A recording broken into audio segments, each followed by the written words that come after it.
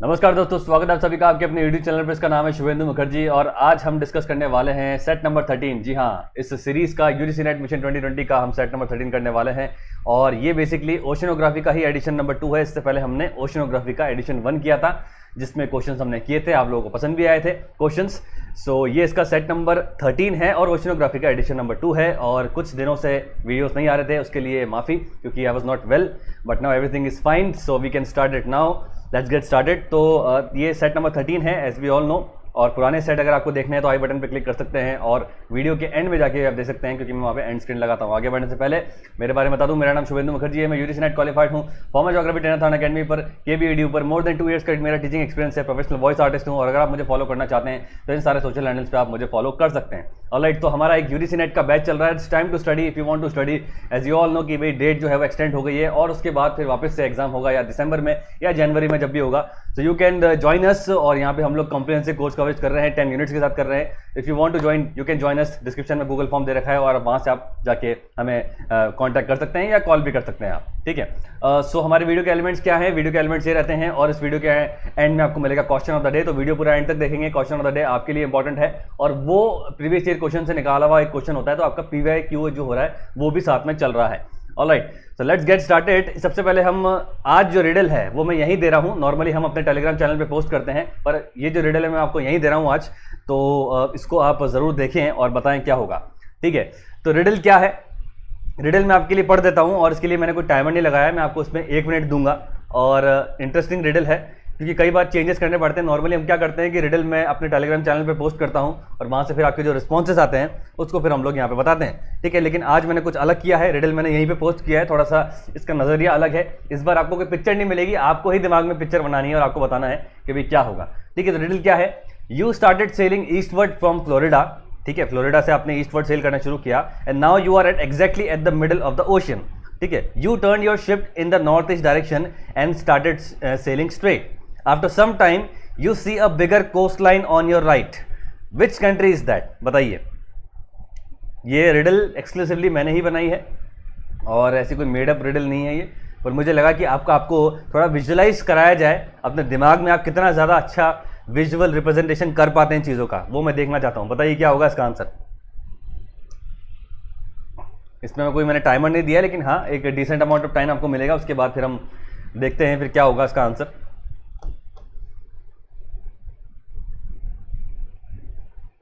कुछ समझ में आ रहा है? बताओ क्या होगा। फ्लोरिडा इमेजिन करो, उससे ईस्टवर्ड चलो, ईस्टवर्ड चलने के बाद सेंटर में आ जाओ और सेंटर में चलने के बाद नॉर्थ ईस्ट टर्न हो जाओ और सीधा स्ट्रेट करो। आपको पता पड़ेगा कि कुछ टाइम बाद राइट हैंड साइड में एक कोस्ट लाइन दिखेगी, लंबी सी बड़ी सी। तो वो क्या है? वो कौन सी कंट्री है? स्पेन है, पोर्चुगल है, यूनाइटेड किंगडम है, या नन ऑफ दीस है? बताइए क्या होगा। कुछ कर पा रहे हैं? समझ में आ रहा है? इस तरह की रिडल करनी चाहिए। बीइंग अ ज्योग्राफर आपको इमेजिन करना आना चाहिए, सब चीज़ आपको स्पून फेड नहीं मिलेगा। इसी से पता पड़ता है कि आपके दिमाग में वर्ल्ड मैप कितना अच्छा फीडेड है, क्योंकि आप कुछ भी लेवल पर हो, चाहे आप नेट की तैयारी कर रहे हो, चाहे आप ग्रेजुएशन के लेवल पर हो, चाहे आप अपनी PhD कर रहे हो, वर्ल्ड मैप आपके दिमाग में थोड़ा बहुत क्लियर होना चाहिए। मैं ये नहीं कह रहा हूँ कि पूरा वर्ल्ड मैप याद करो, पर बेसिक आइडिया आपको होना चाहिए कि भाई अगर मैं फ्लोरिडा से ईस्ट पर जा रहा हूँ तो मैं कौन से ओशन में हूँ, फ्लोरिडा कहाँ पर है, ठीक है। तो आई थिंक इनफ टाइम मिल चुका है और देखते हैं इसका आंसर क्या होगा। हम इसको सॉल्व करते हैं पहले। देखो ये वर्ल्ड मैप है और यहाँ से मैं चलना शुरू करता हूँ। देखो ये जो है ये मेरा नॉर्थ अमेरिका है, ठीक है। ये जो पेनिनसुला देख रहे हैं ये हमारा फ्लोरिडा है। फ्लोरिडा से अगर मैं ईस्टवर्ड चलता हूँ सेल करना और मैं एग्जैक्टली यहाँ आके रुक जाता हूँ मिडिल ऑफ द ओशन में, यानी कि नॉर्थ अटलांटिक के मैं बिल्कुल सेंटर में हूँ, ठीक है। ये मेरा नॉर्थ है, ये ईस्ट है, ये साउथ है और ये मेरा वेस्ट है। मैं यहाँ से ईस्टवर्ड चलना मैंने शुरू किया था और यहाँ पे बिल्कुल सेंटर पे आ गया। अब मैं सेंटर में आने के बाद नॉर्थ ईस्टवर्ड जा रहा हूँ, यानी कि मैं इधर नहीं जा रहा हूँ, अब मैं इस तरफ जा रहा हूँ, ठीक है। तो यानी मेरे शिप का डायरेक्शन इस तरफ हो गया और यहाँ पे नॉर्थ ईस्ट टर्न करने के बाद मैंने सीधा चलना शुरू किया। सीधा चलना शुरू किया तो राइट हैंड साइड पर मुझे एक लंबी सी कोस्ट लाइन दिखी। किसकी दिखी? ये देखी मुझे पोर्चुगल की, ठीक है। स्पेन मत कह देना क्योंकि स्पेन की कोस्ट लाइन छोटी है, पोर्चुगल की बड़ी है। अगर यहाँ पे आप चाहें तो मैं आपको जूम करके भी दिखा सकता हूँ। देखो ये पोर्चुगल है, पहले पोर्चुगल दिखेगा आपको राइट हैंड साइड में और ये जो है फिर वो स्पेन की, ये बार को ध्यान रखनी है। तो इसका आंसर होगा पोर्चुगल। फ्लोरिडा, आप फ्लोरिडा से चले ईस्टवर्ड, ठीक है, फ्लोरिडा से आप ईस्टवर्ड चले, बिल्कुल बीचों बीच आ गए ओशन के। उसके बाद आप ईस्टवर्ड नहीं जाके नॉर्थ ईस्टवर्ड गए, तो आप नॉर्थ ईस्टवर्ड टर्न किया आपने अपने शिप को, और बिल्कुल सीधा सीधा जब आप चलेंगे तो कुछ टाइम बाद यहाँ पे थोड़े बहुत आइलैंड्स आते हैं, लेकिन मैंने कोस्ट लाइन कहा है। आइलैंड्स आने के बाद उसको स्किप करने के बाद जब आप यहाँ पे जाएंगे तो राइट हैंड साइड में आपको मिलेगा एक लंबी सी कोस्ट लाइन, और यही कंट्री जो है वो पोर्चुगल है। तो आई होप आपको समझ में आया होगा। ठीक है, अब जो लोग फ्लोरिडा ही इमेजिन नहीं कर पाए तो फिर वहाँ पे दिक्कत आ जाएगी, फ्लोरिडा आपको इमेजिन करना आना चाहिए। तो इस तरह की रिडल जो है एक अलग तरीका है करने का इसको, और आई होप आपको समझ में आया होगा।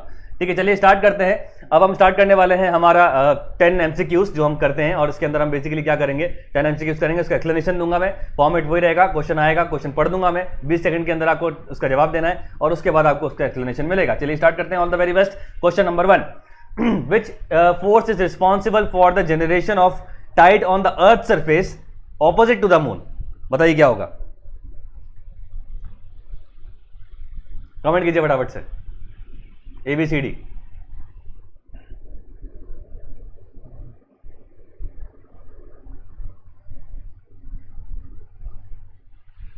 क्वेश्चन ध्यान से पढ़ना। ऑलराइट, समय समाप्त होता है। क्वेश्चन बोला था कि भाई टाइड जो बनती है वो मून के ऑपोजिट डायरेक्शन में जो अर्थ सरफेस से बन रही है, वो कौन से फोर्स से बन रही है? तो ग्रेविटेशनल पुल ऑफ सन नहीं है, सेंट्रीपिटल फोर्स ऑफ अर्थ नहीं है, ग्रेविटेशनल पुल ऑफ मून भी नहीं है। इसका आंसर है नन ऑफ दिस, क्योंकि इसका आंसर है centrifugal force of the earth. ठीक है, दो तरह के फोर्स होते हैं, देखो, एक होता है सेंट्रीपिटल फोर्स और एक होता है सेंट्रीफ्यूगल फोर्स। अगर आपने एक रस्सी में बॉल बांध दी और इस रस्सी से बंधी हुई बॉल को आप गोल गोल घुमाएंगे तो बॉल पे एक इनवर्ट फोर्स लग रहा है आपके हाथ की वजह से, तो वो हो गया एक सेंट्रीपिटल फोर्स, पिटल टी आ जाएगा इसमें। ठीक है, पर ये बॉल आउटवर्ड भी जाएगी, इसका equal and opposite outward force भी लगेगा। ठीक है, जो बॉल एक तो इनवर्ट आ रही है और एक बॉल का खुद का फोर्स लग रहा है आउटवर्ड, तो आउटवर्ड फोर्स जो होगा वो सेंट्रीफ्यूगल फोर्स होता है। इन दोनों के बैलेंस की वजह से ही बॉल जो है वो गोल घूमती है। ठीक है, इसी तरह से यहाँ पे भी आप देख सकते हो, ये 3 जने हैं, एक लकड़ी के डंडे को उन्होंने पकड़ रखा है, ये तीनों अब खींच रहे हैं बाहर की तरफ, लेकिन ये लकड़ी के डंडे की वजह से यहाँ पे टिके हुए हैं, इस रिंग से बाहर नहीं जा रहे हैं। पर जैसे इसने अपना हाथ छोड़ दिया तो ये फोर्स जो है आउटवर्ड लग गया, तो सेंट्रीफ्यूगल फोर्स इनवर्ड लगता है, सेंट्रीफ्यूगल फोर्स आउटवर्ड लगता है। तो यहाँ पे आप देखो, जो साइड अर्थ की मून को फेस कर रही है उस पर लग रहा है एक ग्रेविटेशनल फोर्स, यानी कि वहां पर एक मान सकते हो कि एक सेंट्रीपिटल फोर्स लग रहा है मून का, एक ग्रेविटेशनल पुल लग रहा है मून की वजह से वहां पर टाइडल बंच बन रहा है। पर जो साइड मून के अपोजिट में है वहां पर जो टाइडल बंच बनता है वो मून की वजह से नहीं, वो अर्थ के सेंट्रीफ्यूगल फोर्स की वजह से बनता है, क्योंकि आप जानते हैं अर्थ भी रिवॉल्व कर रहा है सन के चारों ओर, तो जो रोटेशन की वजह से एक आउटवर्ड फोर्स जो जनरेट हो रहा है वो जो है वो अर्थ का सेंट्रीफ्यूगल फोर्स है जो बैलेंस करता है। इसी वजह से अर्थ में, ठीक है, दोनों समय पर, एक ही समय पर 2 टाइडल बंच देखने को मिलते हैं, एक बनता है मून की वजह से, एक बनता है centrifugal force of the earth की वजह से। ये बात को ध्यान रखनी है, एक ही समय पे 2 हाई टाइड आती है और 2 लो टाइड आती है, वो इसी वजह से आती है। हाई टाइड का आने का कारण ये, एक तो वही हो गया जो साइड फेस कर रहा है मून को उसकी वजह से, और एक ऑपोजिट साइड जहां पर अर्थ का सेंट्रीफ्यूगल फोर्स लग रहा है, ये बात आपको ध्यान रखनी है। Question number 2, which statement given correct are which among the statement given below are the correct? आपको बताना है इनमें से क्या सही है, और ये 3 स्टेटमेंट दे रखे हैं, यहाँ पे इनके कोड्स दे रखे हैं, बताइए क्या होगा,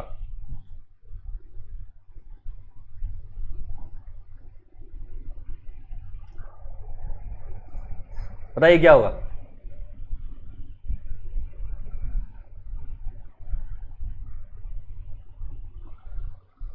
ऑलराइट, समय समाप्त होता है। तो स्टेटमेंट पढ़ते हैं, ये बोलता है nearly 30% of the petroleum production in the world is from the of शोर एरियाज, यानी कि इनलैंड के अंदर नहीं, ऑफ शोर है, जैसे बॉम्बे हाई है हमारा, वो एक ऑफ शोर एरिया है।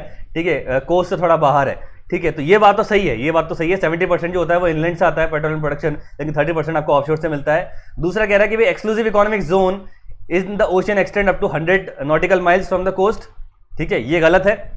And the largest marine protected area is the great barrier reef, ये भी गलत है। तो ऑल द 1 सही है, लेकिन कोड्स के अंदर यहाँ पे नहीं दे रखा, इसलिए इसका आंसर होगा नन ऑफ दिस। कोड्स को आपको फॉलो करना है, 1 सही है लेकिन 2 और 3 गलत है। यहाँ पे आप देखोगे, सबसे पहले देखो, ये आपका लैंड एरिया हो गया, यानी कि आपका ये कोस्टल एरिया हो गया। कोस्टल एरिया से 12 नॉटिकल माइल्स तक होता है आपके टेरिटोरियल वाटर, जहां पे आपका एक्सक्लूसिव राइट होता है, और यहां से आप मिनरल एक्सप्लोरेशन या कोई भी किसी भी तरह का जो रिसोर्सेज है उसको आप एक्सप्लोर कर सकते हो, उसको ले सकते हो, और किसी को अपने टेरिटोरियल वाटर में आने से रोक भी सकते हो। यहाँ पे आपका सॉवरेन राइट होता है कोस्ट लैंड से 12 नॉटिकल माइल्स तक। लेकिन एक और एक होता है एक्सक्लूसिव इकोनॉमिक जोन, ये होता है कोस्ट लैंड से, आपके कोस्ट से 200 नॉटिकल माइल्स तक होता है, अप टू 200 नॉटिकल माइल्स, इससे ज़्यादा नहीं होता। तो एक्सक्लूसिव इकोनॉमिक जोन की जो लिमिट है वो कोस्ट लैंड से वो 200 नॉटिकल माइल्स है। और इसका फर्क यहाँ पे आप देख सकते हो कि in this zone the coastal state has an exclusive right to exploit and conserve any resources found in the water, यानी कि अपने कोस्ट लैंड से 200 नॉटिकल माइल तक कोई भी रिसोर्स आपको देखने को मिलता है तो आप उसको एक्सप्लॉइट कर सकते हो, उसको कंजर्व कर सकते हो। लेकिन यहाँ पे आपको यहाँ पर जो अगर यहाँ से कोई वाटरवे निकल रहा है या यहाँ पे कोई शिप अगर जा रहा है, ठीक है, यहाँ अगर आपका कंट्री जो है वो किसी स्टेट के पास है, मलक्का स्टेट के पास है या जिब्राल्टर स्टेट के पास है, तो यहाँ पे आप शिप्स को जाने से नहीं रोक सकते, ये बात को ध्यान रखनी है। बाकी सारी चीज़ें जो है वो आपको देखने को मिलती है, यहाँ पर आप रिसोर्सेज एक्सप्लॉइट कर सकते हो। टेरिटोरियल वाटर के अंदर आप रोक सकते हो किसी भी फॉरेन शिप को अपने आसपास आने के, तो ये बात आपको ध्यान रखनी है। यहाँ पे दे रखा है इसके बारे में, तो ये तो हो गया गलत। उसके बाद यहाँ पे आप देखो जो लार्जेस्ट मरीन प्रोटेक्टेड एरिया है वो ग्रेट बैरियर रीफ कुछ टाइम पहले हुआ करता था, लेकिन रिसेंटली 2017 के अंदर जो अंटार्कटिका का रॉस सी इलाका है, देखो ये जो है वो साउथ अमेरिका, ये चिली है, ठीक है, यहाँ से आप चलोगे नीचे तो अंटार्कटिका है, अंटार्कटिका के बिल्कुल साउथ वर्ड में यहाँ पे रॉस सी है, इसको मैं थोड़ा जूम भी कर दूं, यहाँ पर रॉस सी है और ये जो है वो लार्जेस्ट मरीन प्रोटेक्टेड एरिया है। इसमें मैंने वीडियो भी बनाया था अगर आपको ध्यान हो तो ये बात है। तो इसलिए ऑल द वन स्टेटमेंट ठीक है, लेकिन बाकी के सारे गलत हैं। एक्सक्लूसिव इकोनॉमिक जोन जो है वो 200 नॉटिकल माइल्स तक है और लार्जेस्ट प्रोटेक्टेड मरीन एरिया जो है वो रॉस सी है अंटार्कटिका का, ये बात आपको ध्यान रखनी है। Question number 3, what is the correct sequence of the coral reef development, बताइए क्या करेक्ट सीक्वेंस होता है कोरल रीफ के बनने में। कोड दे रखे हैं ABCD, बताइए क्या होगा। Very easy question.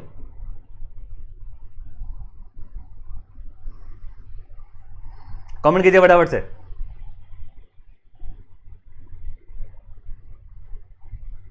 ऑलराइट, समझ समाप्त होता है और इसका सही आंसर होगा A, 1 2 3 4। Very easy. सबसे पहले एक वॉल्केनिक आइलैंड बनता है और उस वॉल्केनिक आइलैंड से चिपक के आते हैं सबसे पहले फ्रिंजिंग रीफ, ठीक है, और उसके बाद फिर धीरे धीरे क्या होता है कि भाई लगून्स बनना शुरू हो जाते हैं तो बैरियर रीफ आते हैं और एट दी एंड ये वॉल्केनिक आइलैंड जो होता है वो सबमर्ज हो जाता है, जिससे एटॉल रीफ बनते हैं। यहाँ पे आप देखोगे ये टॉप व्यू दे रखा है, ये एक वॉल्केनिक आइलैंड है और ये देखो ये चारों तरफ इसके बिल्कुल चिपके हुए जो रीफ है वो कोरल रीफ है, ये फ्रिंजिंग रीफ है। उसके बाद क्या होता है, धीरे धीरे क्या होता है, ये वॉल्केनिक आइलैंड और मेन सी में ये बेसिकली ये जो शैलो वाटर है इसको हम लगून कहते हैं और इसके चारों तरफ जो बन रहे हैं रीफ वो है हमारे बैरियर रीफ, ठीक है। It acts like an barrier, linear होते हैं ज्यादातर, देखोगे आप ये कोस्ट लाइन से बिल्कुल पैरेलल चल रहे हैं। उसके बाद क्या होता है, वॉल्केनिक आइलैंड कंप्लीटली सबमर्ज हो जाता है और एक रिंग शेप हमें रीफ देखने को मिलता है जिसको हम कहते हैं एटॉल रीफ। ये बात को ध्यान रखनी है, ये इसका टॉप व्यू और ये इसका साइड व्यू दे रखा है, इस तरह से होता है ये। तो ये इसका करेक्ट सीक्वेंस है, वॉल्केनिक आइलैंड, उसके बाद फ्रिंजिंग रीफ, बैरियर रीफ और लास्ट में एटॉल, ठीक है। Question number 4, which among the following is a cold current, बताइए। यहां से क्वेश्चन आ सकते हैं, कोल्ड एंड वार्म करंट से क्वेश्चंस आते हैं, इनके डायरेक्शन से भी क्वेश्चन आते हैं, बताइए क्या होगा।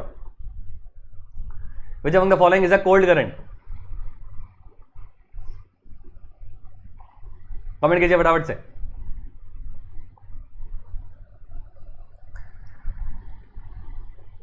ऑलराइट, समझ बात होता है और इसका सही आंसर है सी, बेंजुला करंट। यहाँ पे आप देखोगे सारी करंट जो दे रखी है, बेंजुला करंट जो है वो हमारे अफ्रीका यानी कि खासकर साउथ अफ्रीका के वेस्ट कोस्ट में देखने को मिलती है, बेंजुला करंट है। और कलर कोडिंग से आप देख सकते हो, ये जो है रेड वाले जो हैं वो हमारे वार्म करंट है और ब्लू वाले जो है वो कोल्ड करंट है। गल्फ स्ट्रीम हो गया, चाहे नॉर्थ अटलांटिक ड्रिफ्ट हो गया, अलास्का करंट हो गया, ब्राजील करंट हो गया, एग्लुआस करंट हो गया, कुरोशियो करंट हो गया और ईस्ट ऑस्ट्रेलियन करंट, ये सारी जो है वो वार्म करंट है। लेकिन Labrador, Greenland, California, कैनरीज, Peru current, waste Australian current और ओएशियो करंट जो है वो सारी कोल्ड करंट है, ये बात आपको ध्यान रखनी है, यहां से क्वेश्चन आते हैं, ठीक है। Question number 5, the coral reef that are generally found attached to the shore with an intervening shallow channels और लगून्स इज कॉल्ड, बताइए क्या होता है। एक वर्ड पकड़ना, कंफ्यूज मत होना, बताइए क्या होगा।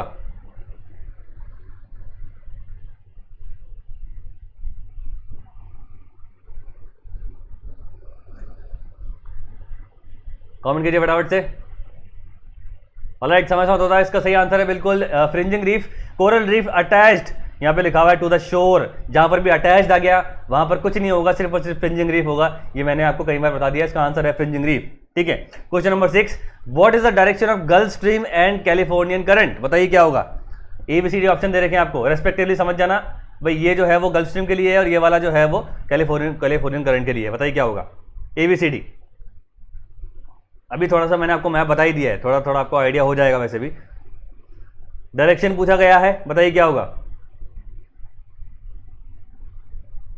ऑलराइट, समझ समाप्त होता है और इसका सही आंसर है ए, नॉर्थ एंड साउथ रेस्पेक्टिवली, यानी कि गल्फ स्ट्रीम की डायरेक्शन नॉर्थवर्ड है और कैलिफोर्नियन करंट की जो डायरेक्शन है वो साउथवर्ड है। यहाँ पे आप देखोगे, मैं पीछे जाके बता देता हूँ आपको, देखो ये गल्फ स्ट्रीम जो है वो नॉर्थवर्ड जा रहा है, ठीक है, ये नॉर्थवर्ड है और कैलिफोर्नियन करंट जो है वो साउथवर्ड जा रही है, ठीक है। ये आ रही है नॉर्थ से साउथ की तरफ, गल्फ स्ट्रीम जा रही है साउथ से नॉर्थ की तरफ, ये बात आपको ध्यान रखनी है, ठीक है।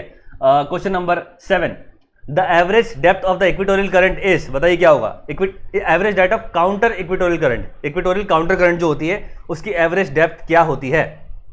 ये आया हुआ क्वेश्चन है, प्रीवियस ईयर क्वेश्चन में आया था ये।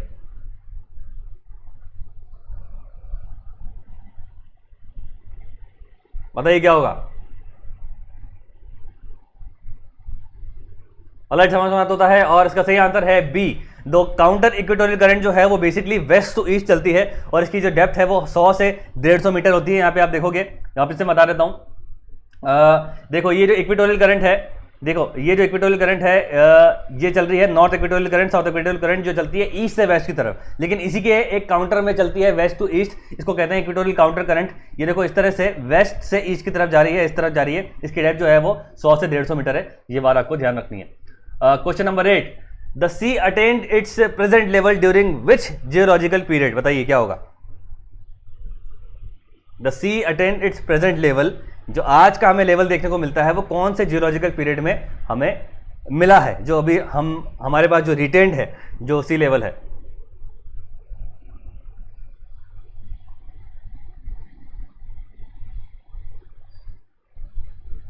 ऑलराइट, समझ होता है। ये गाइस पूछ रहा है पीरियड, ठीक है, तो इसमें कंफ्यूज नहीं होना है, इसलिए इसका आंसर होगा क्वार्टरनरी।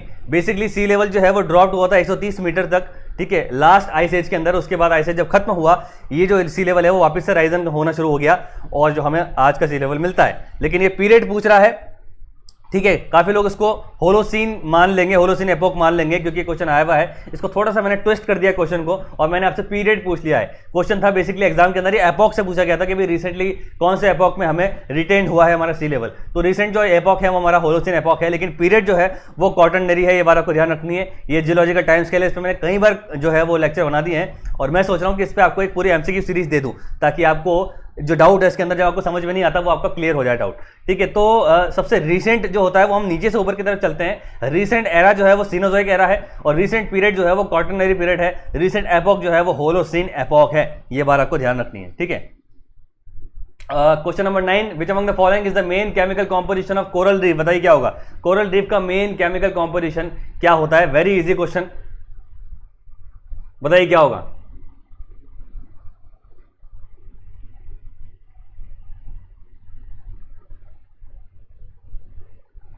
Very easy. ऑलराइट, समझ होता है। और कोरल पोलैप करके होते हैं, उनकी जो आउटर शेल जो होती है वो कैल्शियम कार्बोनेट की होती है। डी इसका आंसर है, कैल्शियम कार्बोनेट। इसीलिए जब ये मर जाते हैं कोरल्स तो उसका जो आउटर कवरिंग है वो प्रिजर्व रहता है और उसी के ऊपर जो है वो कोरल जो है वो बनना शुरू हो जाते हैं, यानी कि वो एक प्लेटफॉर्म दे देता है। तो कैल्शियम कार्बोनेट का सही आंसर है। यहाँ पे आप इमेज देखोगे, ये जो आप देख रहे हो ये कोरल पोलैप है और ये जो इसका आउटर कवरिंग है व्हाइट व्हाइट जो है वो कैल्शियम कार्बोनेट का बनता है, CaCO3 इसका केमिकल सिंबल है, ठीक है। क्वेश्चन नंबर 10, लास्ट क्वेश्चन, आदर्शन का क्वेश्चन है। Poleward extension of coral reefs tend to be along the eastern edges of the continents, और इसका रीजन दे रखा है coral reef develop in the warm waters. बताइए इसका क्या आंसर होगा? थोड़ा ध्यान से पढ़ना, ट्रिकी क्वेश्चन है।